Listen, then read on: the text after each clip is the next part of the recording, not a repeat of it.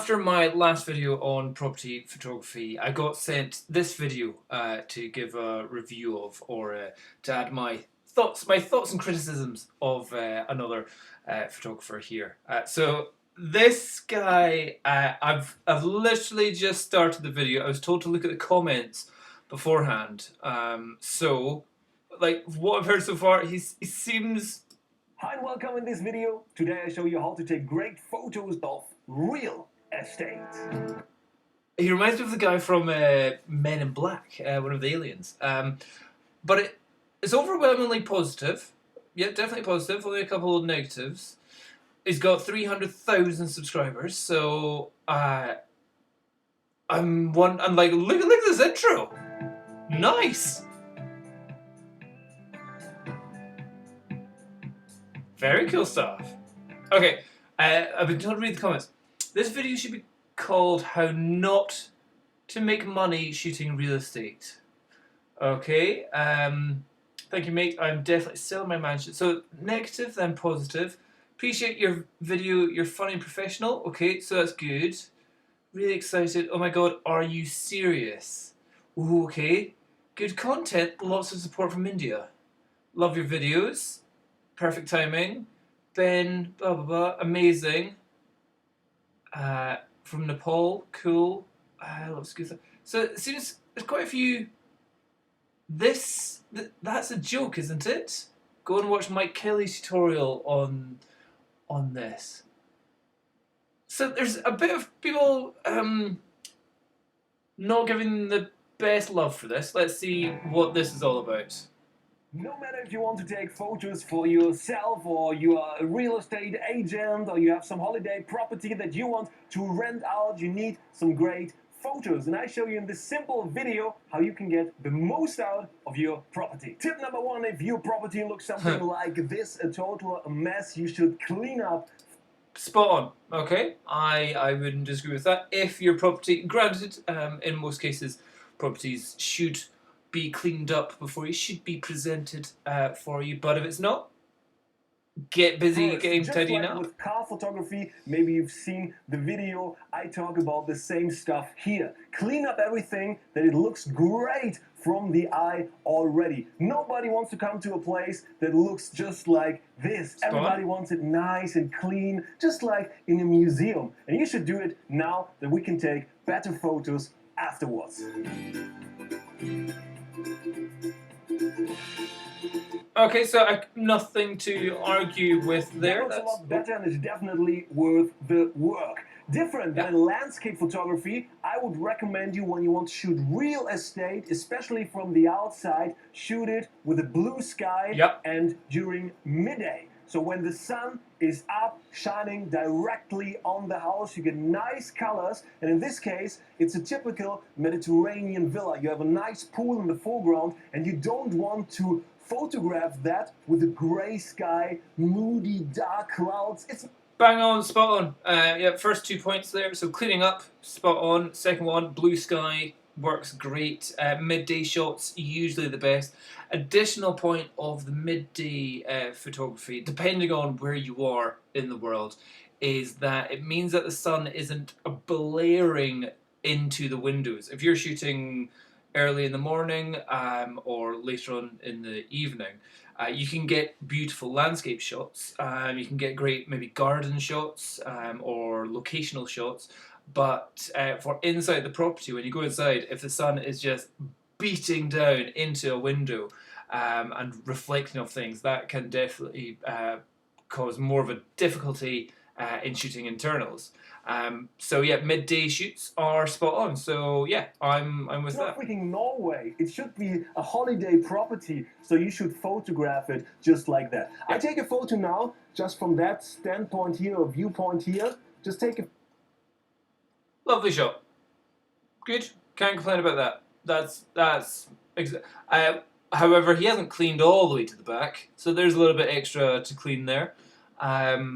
But yeah, nothing to complain about there. Photo with the blue sky. Oh, I'm getting nervous. Okay, so far I'm all good, but there's people saying, hold on, let me just see something else. Okay, I've seen it on F-stoppers now. Please, F-stoppers, are you getting paid by him? Okay, this one's saying use a tripod, shoot verticals.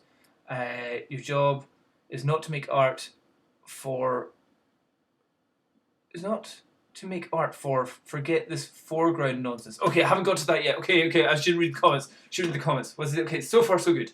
And I took a photo yesterday of a gray, moody sky. And look at the difference.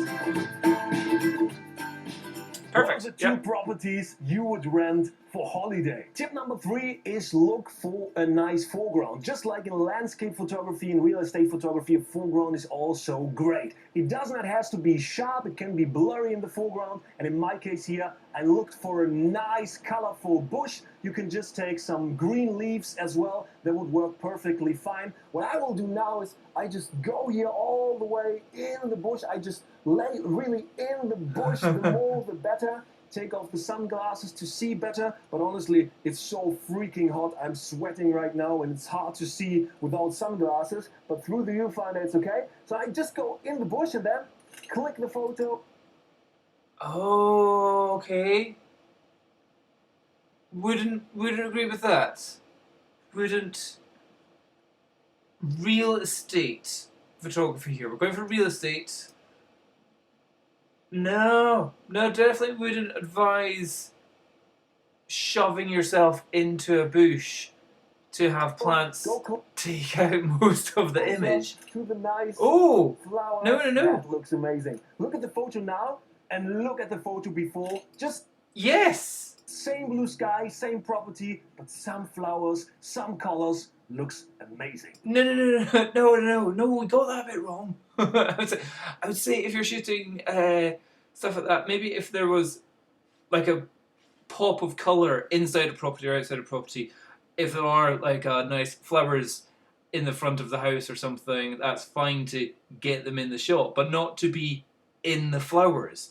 Same if you're shooting inside a house, put a vase of flowers on the table or in the window or something, but don't be in the vase of flowers taking the shot. Okay, so I see where some people are. Number 4 is to use an auto HDR mode in the camera, if your camera has something like this. And the Sony camera, for example, is DRO, Dynamic Range Optimization. And what that actually does, I have the DRO level here on level 5. You can do it on 3, 7, depending what you like. Just test it out for yourself. Almost every Sony camera has that, even the A6000. What that does right now is you just take the photo, the same image that I just took with the nice flowers and everything, same exposure, all everything, but turn it on, and then all shadows, all dark area.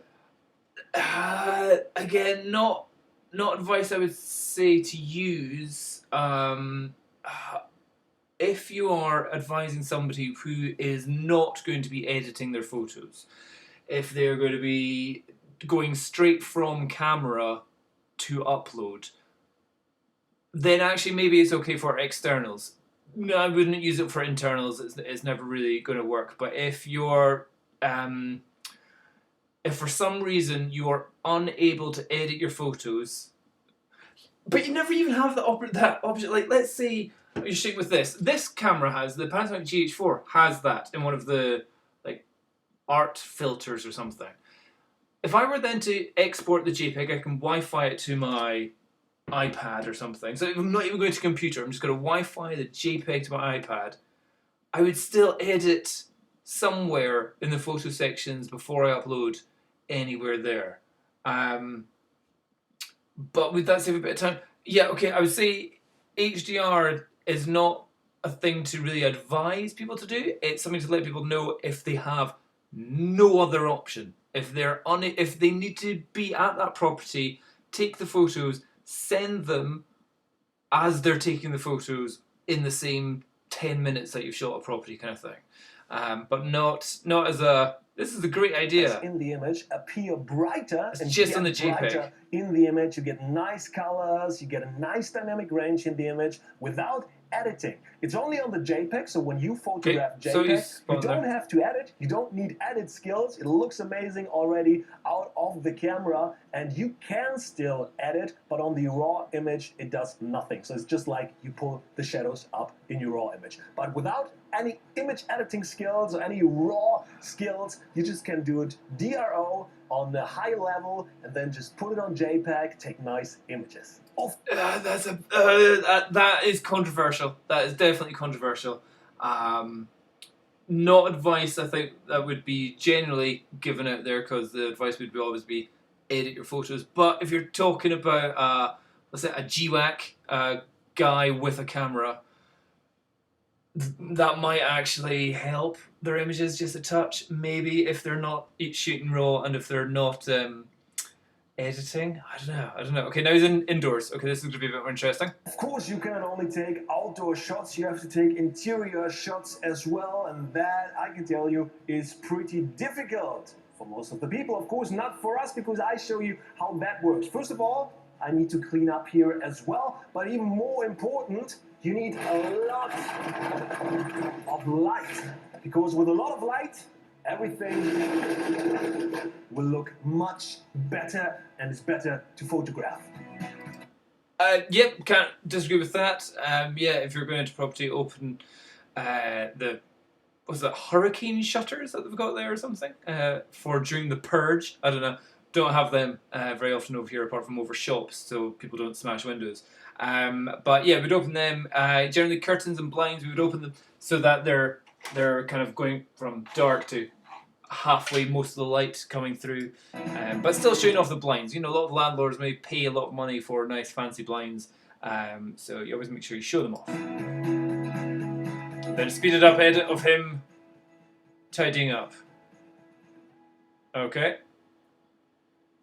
Now that everything is bright and cleaned up, we can take some amazing photos, and of course we cleaned everything like it should be, like everybody clean, only for the photo purpose. All right, so everything is bright now. You just take... What is his accent? What is his accent? It's interesting. I can't quite figure out. What's his name? Benjamin Jaworskyj. I don't know. No idea where that's from.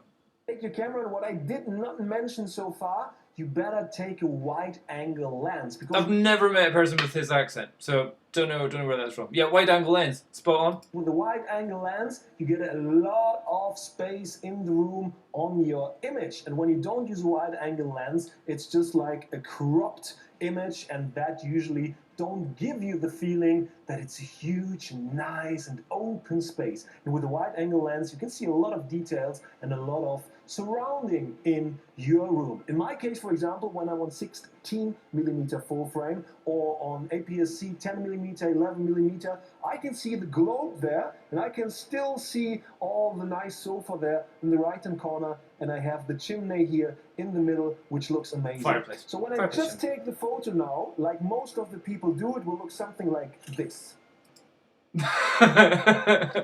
Really? Is that how most people would shoot an internal of a property? Like that? Okay, maybe. Cave time, dark and moody, but we don't want a dark and moody photo when we want to sell a property, or when we want to rent a property, or just for our own purpose or something. What's up with the top right? Infomercial. Nice, bright images. When you use the automatic mode of your camera, you can dial that little wheel up here when you have a different camera. Look where it is in your camera. Just go on +1 or +2 or +3. That means that auto exposure compensation is the word that it's looking for there.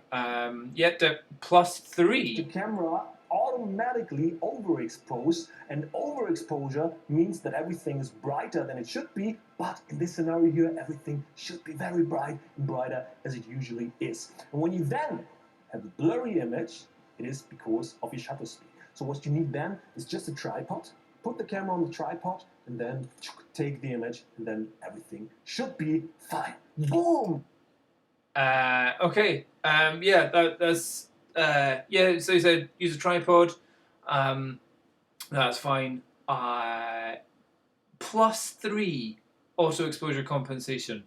Not so again, if you're going to be using auto settings, so after shutter speed or priority or something like that, yeah, you've got that option. You've got that on this one as well. But I wouldn't go up to +3. That's pushing it a lot there. But yeah, he said use a tripod if you're going really slow with that. So there, he's done that there. Okay, cool.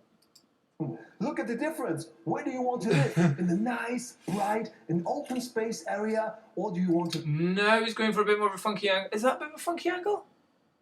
Yeah, so he's pointing it down a little bit because you can see the... Oh no, the chimney is at an angle. Wait. Okay, the picture is at a bit of a funky angle, but yeah, fine. Yeah. live in a nice, cozy cave?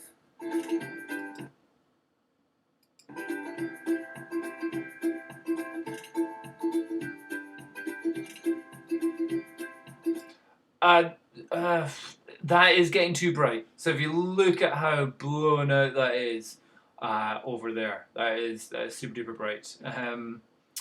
Fine, I'd say some like door opening shots are definitely a possibility, but if he's gone for auto and gone +3 auto exposure, that's pretty How high. to take some amazing photos of real estate. Send this video to somebody who needs to photograph, maybe a real estate agent, or maybe just use it for your own photos. If you have some more tips, then just write it in the comments below. And quick commercial, if you want to learn more about photography, especially landscape photography or image editing, video filming, check out Learn from... Okay, so yeah, in that video,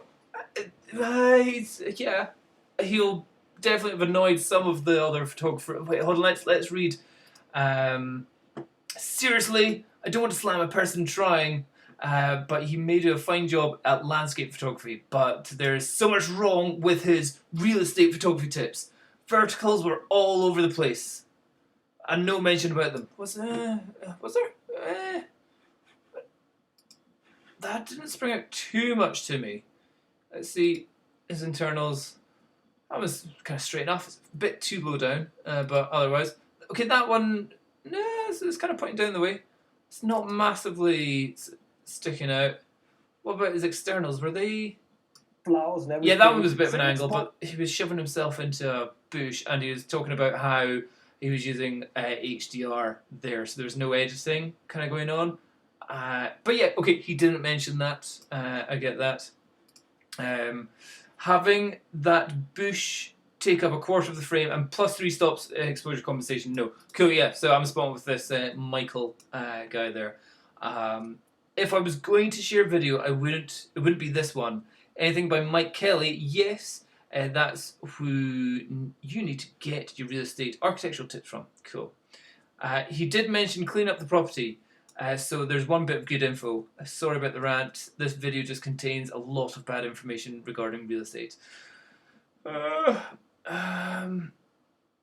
Hate to knock it, but truth is that really is not a good explanation and video of how to do it. Yeah, fine. So much bad advice here. Okay, interested to hear what they say about the... I would never recommend to shoot real estate handheld. Why not? If your shutter speed's fast enough, why can you not shoot it handheld? You don't need to use it on a tripod if you don't have to.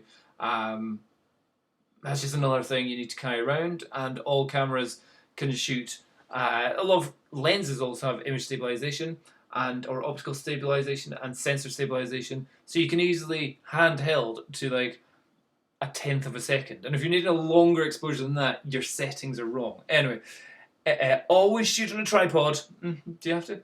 So you can easily get your vertical straight. I would still argue with that. The amount of times I've shot on a tripod, and you set it all right. Even on the back of the screen, there's the electronic spirit level that you get on cameras. I make sure that is spot on every time. Never is when you look at the photo afterwards. Maybe some of the properties I shoot are all slightly at an angle or something, but the spirit level doesn't always give you an accurate shot. Additionally, a lot of lenses, especially if you're going for the full frame ultra wide angle lenses, there's a lot of lens distortion, and you'll need to correct that anyway afterwards. And the Photoshop or Lightroom editing software that we've got will do that for you far better than the time taken to try and do it on a tripod. Anyway, and would even recommend a geared tripod. Okay, in camera HDR is rarely good at all. I would agree with that. I would agree with that. Yeah. And he was kind of saying if you don't have any editing skills or if you don't have any editing program, you can take it straight from the camera. So that's kind of what he's saying. So if the question is, if you're not able to edit, what's the best tip? maybe the auto HDR for external shots is a good tip. Shoot bracketed exteriors and inside shoot a single flash shot, or maybe more depending on the size of the room, one ambient, okay, blah, blah, blending in Photoshop. So a lot of people are kind of getting on his tits for the fact that he's not talking about all the editing. I would say he's kind of just talking about you've gone to a holiday home and you've taken some shots of your nice house. The foreground advice was bad. I think everyone's probably going to be saying that. If I was sent a flower shot to one of my agents, who would absolutely ask me if I had another shot without the distracting flower. Yeah, yeah, agree with that. My advice would be to be friendly. People like to work with people who they enjoy being around. Show up when you say you'll show up. Definitely goes a long way. Cool. Yep. Get in and out within 1.5 hours max, unless shooting high-end properties. Get them just back to the agent quickly within 24 hours if you can. Just my 2 cents. Yeah, spot on, Gerald. Very good points at the end there. I would agree with that. Next one, Darren. Oh, this is insulting. I shoot luxury real estate for a living. It's about half my business, blah, blah. Auto HDR is laughable. Okay. Oh wait. First of all, the property needs to be cleaned and prepared before you arrive. We're photographers, not maids. Darren, chill. That is what you are. But sometimes you get to a place and either the agent or the owner didn't. Maybe they expected the cleaners to go along. There's been quite a few cases where I've gone in and the place hasn't been tidy enough. I'll literally just call the agent and say it's not ready, and they go, "Oh, sorry, the cleaners were booked in. They've obviously not bothered to come along.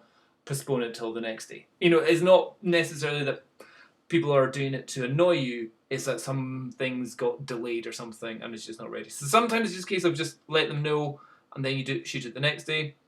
Or sometimes it's just like, Dom, we just need shots to give to the landlords so they know how bad a condition it is. But yeah, otherwise, yeah, it seems like on F-Stoppers, the comments there are a bit more violent. But the HDR and the flower thing, definitely bad advice. But the rest, not too bad.